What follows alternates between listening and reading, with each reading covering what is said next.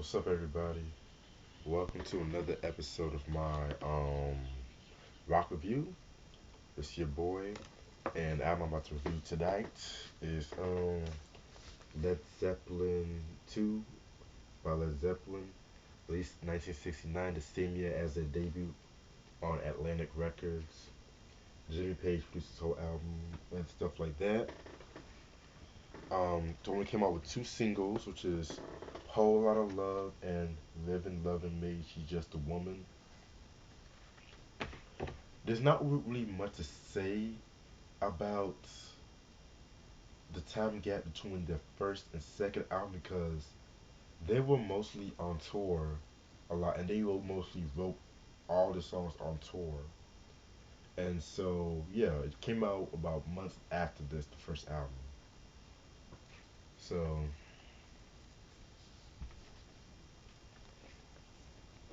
here is like all the members of the Led Zeppelin crew right here named. I think this is supposed to like represent like their live performances and stuff like that. And also, a lot of people said this is like the most heaviest album to date. And I gotta say, I gotta agree because a lot of the songs on this album were it was just very heavy, like something you were not used to hearing in 1969. That's basically the best way to describe this album. Also, this album cover, Led Zeppelin, they were always known for providing, getting like photographs, basing photographs off for the album cover. This is like based off the World War One photograph and stuff. So yeah, now let's get started with songs. Track number one, Whole Lot of Love. Okay, this is possibly one of Led Zeppelin's signature songs. Um, Everybody has heard this song before. It's like one of their most. It's like the song that like got them out there, as I should say, and it's the biggest hit they ever had. And I love this song because it's very like laid back, but at the same time it's heavy at the same time. And I love the fact that they based it off a Muddy Waters song in 1962 called "You Need Love." A little trivia about that, by the way. They were actually sued in 1985 for the song because Willie Dixon, the guy who wrote the song, I think he didn't get his right share from the song, so he took them to court and they settled with an undisclosed amount. So yeah, one of Jimmy Page's best riffs is on this song, but possibly is one of his top five riffs he have ever done for Led Zeppelin. Very good song. Track number two, What Is or What It Should Never Be. Interesting story about that song. Um, for one, this is like Robert Plant. He wrote the song by himself. Like this is like one of his first. Oh, I forgot to mention.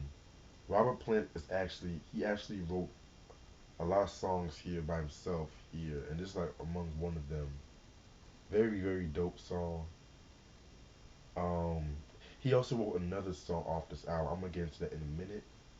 And basically, the song's about him having a romance with his wife's younger sister. Interesting song. Um, Track number three, the Lemon Song. Oh my God, what a dope ass song right there. That's got to be like one of the most sexual songs I've ever done. I'm gonna pull up some lyrics because they have some. One of these lyrics kind of killed me though. I mean, that's another thing about this album too. Is like a lot of sexual innuendos are really are on this song and it's on this album too. So you like a whole lot of love, like a lot of sexual innuendos are here. One lyric had me okay.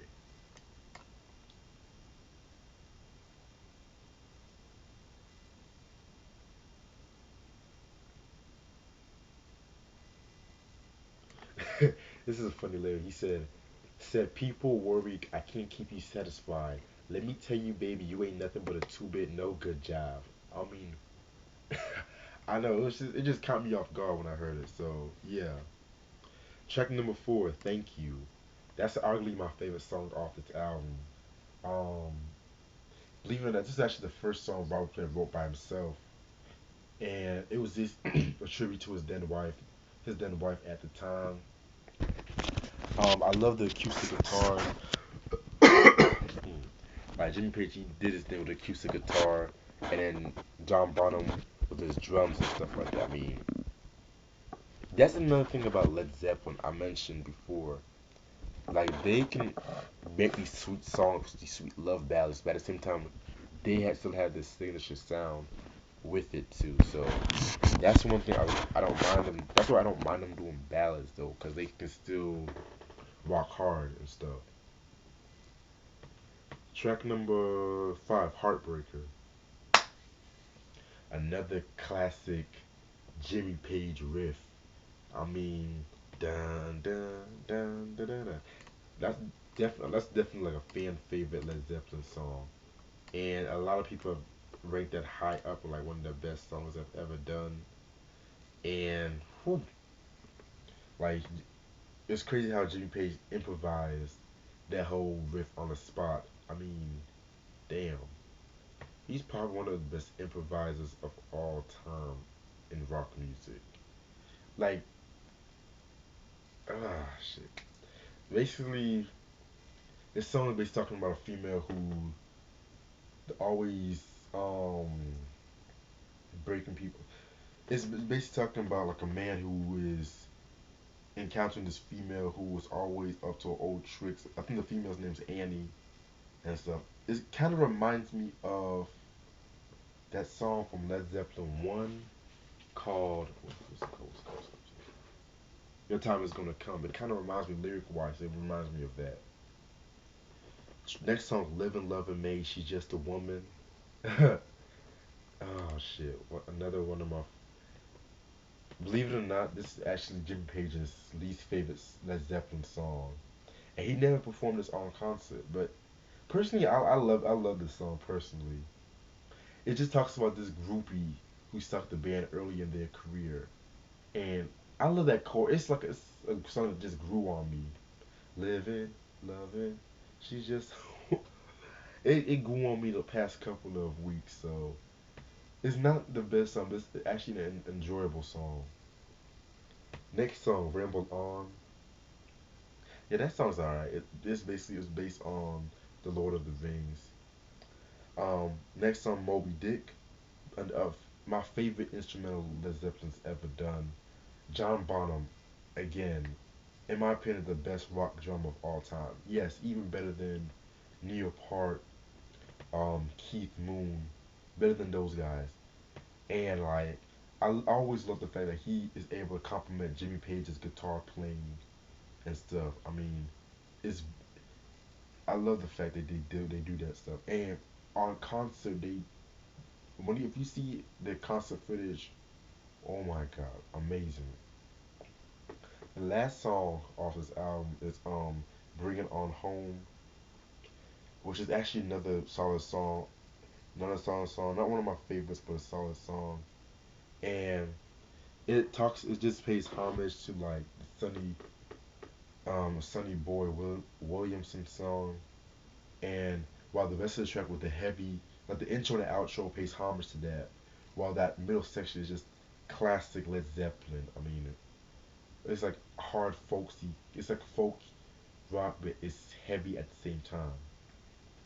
And that's all the songs off this album. Overall, this is a, I mean, another.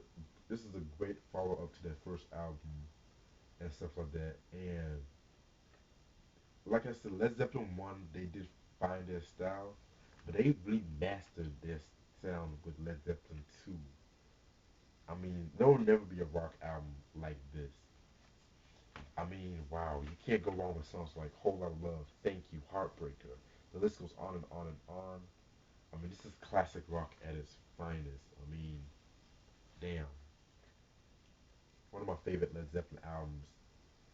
I mean, this is like my fourth favorite. I mean, it's like I said before, House is the Holy, Led Zeppelin 1, Led Zeppelin 4, Led Zeppelin 2, and Physical Graffiti. Some days I might switch Led Zeppelin 2 and 4. It depends how I feel that day, but classic, classic, classic album. Like, Like all the members increased their penmanship with this album too. Like they stepped their game up with this. Must have in your collection. Get the remastered version. And that's all the time. I'm about to do another review after this, so stay tuned. Peace.